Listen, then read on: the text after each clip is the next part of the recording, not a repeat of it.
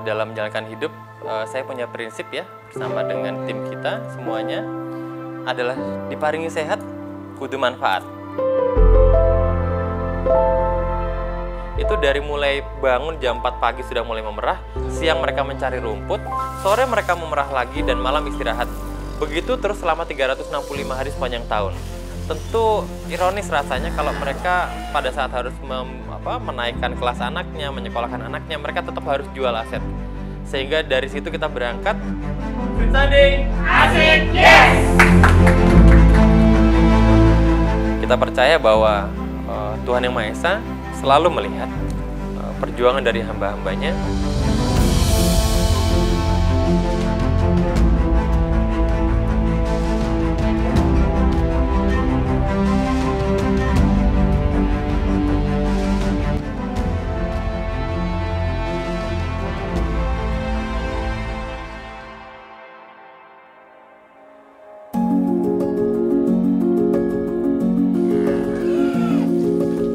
Diparingi sehat, kudu manfaat.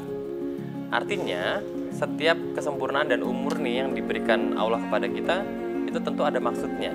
Dan kita percaya maksudnya adalah supaya kita dapat memberi manfaat lebih luas terhadap sekitar. Itu prinsip hidup yang selama ini saya pegang. Kami tertarik dengan susu pertama kali itu tahun 2008, pada saat itu kita jadi asisten dosen nih di kampus. Kebetulan lab saya dengan lab istri saya itu waktu itu kerjasama untuk membina peternak sapi perah yang ada di DIY, terutama di daerah Kaliurang. Nah, kita tuh sedih ya ngelihat peternak-peternak di daerah Kaliurang dan sekitarnya, Cangkringan itu. Kok mereka tuh udah kerja 24 jam di sapinya mereka. Tetap pada saat mereka butuh sesuatu, mereka harus jual tanah, jual rumah, bahkan ya jual sapi gitu. Padahal mereka udah 24 jam kerja. Lalu dari keprihatinan itu muncullah program bagaimana kita bisa meningkatkan harga susu mereka supaya dibeli sama industri, itu harganya lebih bagus lagi. Sehingga mereka harapannya bisa lebih sejahtera. Apa yang kita lakukan waktu itu akhirnya dengan proyek dosen, kita membina mereka agar ada perbaikan untuk kandangnya lebih bersih, pakannya lebih bagus lagi pemberiannya, dan juga susunya tidak boleh dicampur air. Ya, karena dulu banyak sekali yang mencampur air dan segala macam. Begitu sudah masuk ke sana, sudah bagus semuanya produksinya, ternyata tetap dibeli harganya murah sama industri. Nah, dari sini akhirnya kita berinisiatif, piye ya, supaya kita bisa beli dari mereka harganya bagus. Tapi kan kalau cuma beli buat pencitraan kan cuma sekali dua kali, padahal kita nggak mau pencitraan. Kita pengen bermanfaat. Apa yang akhirnya kita lakukan? Kita inisiatif untuk ngolah susu ini jadi es krim. Karena pada saat itu masih jarang yang jualan es krim di Jogja. Jadi itulah kenapa kita tertarik pada bidang susu, karena dari pemberdayaan susu, kita paham bahwa ada kebermanfaatan yang kita bisa lakukan untuk mensejahterakan sekitar kita. Dan itu akan menjadi jawaban kita kalau nanti dipertanggungjawabkan di depan Tuhan.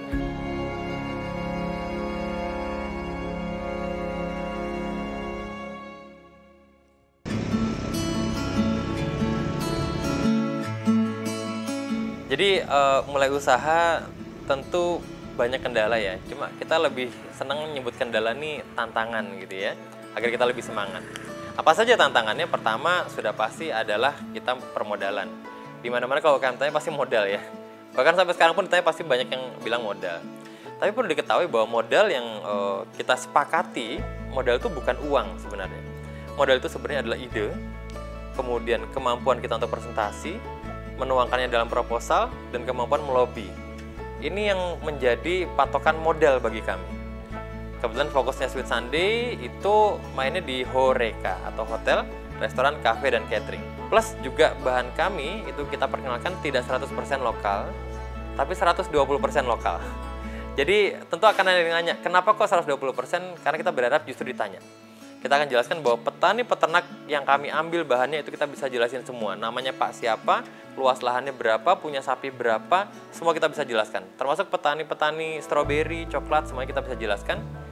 Yang harapannya ke depan, nanti teman-teman bakal nanya, Bro, lo dapet coklat dari mana? Kamu dapat stroberi dari mana sih? Berapa harganya? Aku mau dong ambil dari sana.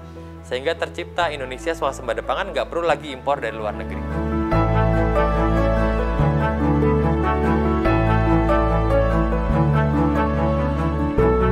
Di hotel, restoran, dan juga kafe, itu biasanya mereka berjejaring, di mana semua jejaring ini pasti punya standar kualitas yang tinggi. Nah, standar kualitas tinggi ini dari mulai semuanya tadi, itu kita penuhi dengan kita memiliki sertifikasi halal, BPOM, SNI, HACCP, NKV, dan sebentar lagi insya Allah kami sedang mengejar ISO 22000. Jadi, kenapa kita kok sampai sedemikiannya membuat sertifikasi supaya kita dapat menyerap dari peternak dengan harga bagus, dan juga nanti dijualnya bisa masuk ke pasar-pasar ini, dan kita tidak katakan ini murah.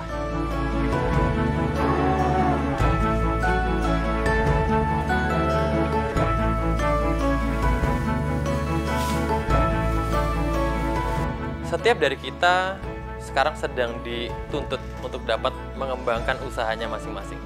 Apalagi pemerintah Indonesia melalui berbagai macam kementerian sekarang banyak banget nih dukung anak-anak muda terutama untuk mengembangkan bisnis dan startupnya. Lalu bagaimana supaya kita semuanya dapat sukses di bisnis masing-masing? Pertama kita harus mendefinisikan dulu arti suksesnya apa. Karena sukses bagi setiap orang tentu berbeda-beda.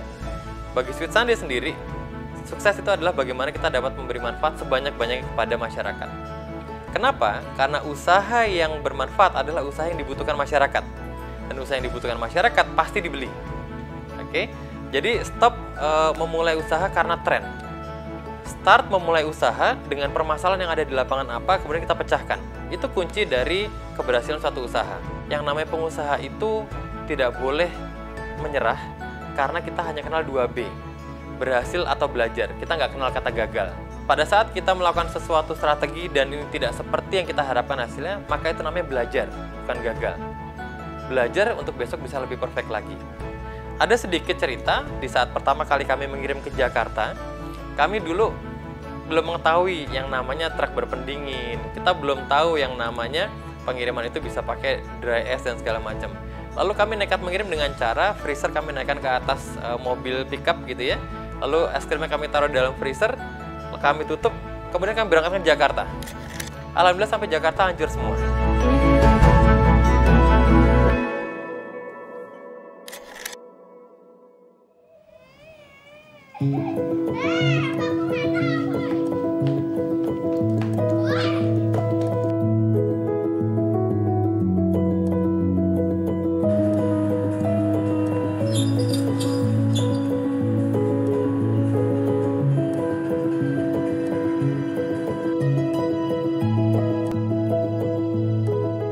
Apakah itu gagal? Itu bukan gagal. Kami belajar bahwa ternyata pada saat hanya dimasukin dan berangkat pada saat siang hari, itu membuat es krimnya tidak tahan. Lalu kami belajar untuk menaikkan freezer ke atas pickup, kemudian kami diamkan 2 malam sambil dinyalakan, dipakaikan pendingin, blue ice, lalu berangkatnya malam hari. Dan alhamdulillah pada saat keberangkatan kedua, itu semuanya, hampir semuanya, itu selamat. Paling hancur tuh hanya sekitar 1-2% saja. Artinya kalau kami tidak berhasil mendobrak ya belajar ini tadi, maka Sweet Sunday akan hanya di Jogja terus dan nggak akan keluar kemana-mana. Justru karena kami belajar, maka akhirnya kita berhasil kemana-mana. Di Sweet Sunday itu alhamdulillah dari tahun 2008 hingga sekarang 14 tahun kami berjalan, sudah banyak pemasaran yang kami lakukan baik dalam kota, luar kota maupun luar negeri. Sekarang kita memiliki kapasitas produksi maksimal per hari itu adalah 4,5 ton. Tetapi memang harus kita akui, semenjak pandemi memang rata-rata produksi kami hanya berkisar di antara sekitar 300 sampai 500 liter sehari. Jadi kapasitasnya masih banyak yang belum terpakai. Nah, kapasitas yang belum terpakai inilah yang kami gunakan untuk menggunakan maklon-maklon produk. Alhamdulillah beberapa instansi sekarang membuatkan es krimnya di tempat kami, susu, yogurt di tempat kami. Sehingga pemasaran kami juga terbantu jadi semakin besar. Alhamdulillah kita berhasil membuat pencapaian di mana pada saat sedang pandemi kemarin, peternak-peternak yang susunya tidak terserap, itu dapat kami serap semuanya. Kami menyerap sampai 1 ton per hari pada saat pandemi ya. Sebelum pandemi kami bisa lebih dari itu, tapi pas pandemi kami terbatas pada pasar yang bisa kami incar. Tapi dengan angka segitu, itu kita sudah lebih dari cukup bahkan untuk bisa menghidupi Sweet Sunday sendiri.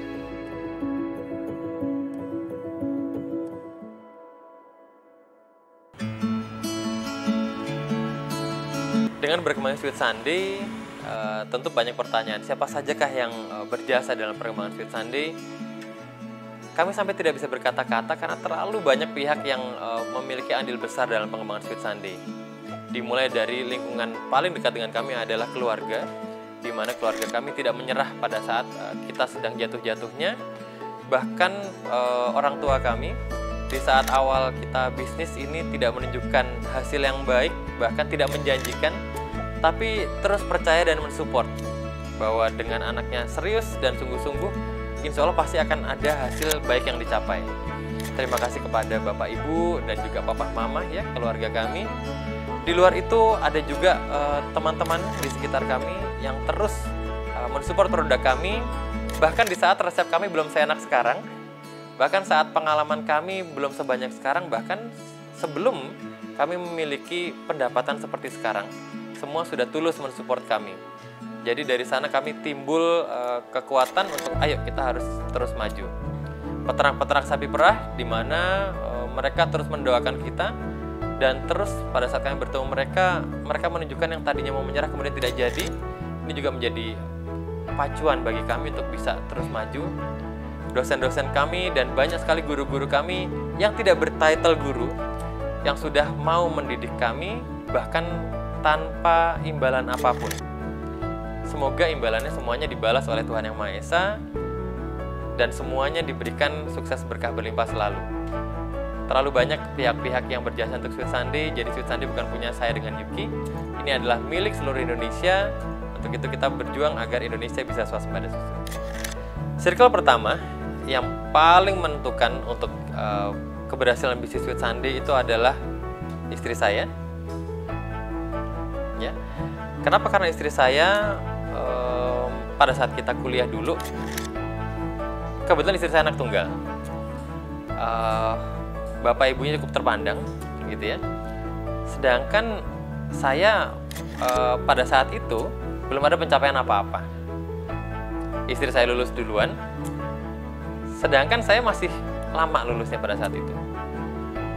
Di saat banyak sekali pihak lain yang melamar istri saya dengan bisnis yang lebih menjanjikan ya. Ada dulu yang melamar tuh ada dari juragan kayu lapis gitu ya. Ada kemudian bisnis konstruksi segala macam. Tapi kemudian istri saya lebih memilih untuk berjuang bersama. Meskipun belum menjanjikan ke depannya. Jadi memang kita belajar bahwa dalam membangun bisnis itu diperlukan hati yang ikhlas, begitu juga di sisi kita. Jadi kita bisa terus memberdayakan peternak meskipun kadang hasilnya tidak seperti yang kita harapkan. Kita percaya bahwa Tuhan Yang Maha Esa selalu melihat perjuangan dari hamba-hambanya dan tidak akan tinggal diam. Apalagi melihat hamba-hambanya sudah berjuang untuk kesejahteraan dunia, yang ini juga nanti akan harusnya menjadi acuan buat kita semuanya yang diberi kesempatan oleh Tuhan Yang Maha Esa, diberi kesehatan, bahkan opportunity baik, diangkat namanya, bahkan kita mungkin dikenal oleh banyak orang. Ayo, jadikan agar diri kita menjadi inspirasi untuk semua orang bisa berbuat manfaat bagi sekitarnya. Terima kasih istri saya, terima kasih Bapak Ibu, terima kasih juga semua guru-guru yang tidak bisa saya sebutkan. Terima kasih juga peternak-peternak sapi perah yang sudah percaya bahwa Indonesia bisa swasembada susu di saat banyak orang tidak percaya. Dengan hati yang tulus, saya yakin kita bisa capai apapun yang mustahil, dan selama kita bisa pikirkan itu, tentu kita bisa targetkan untuk bisa dicapai. Semangat untuk swasembada susu Indonesia.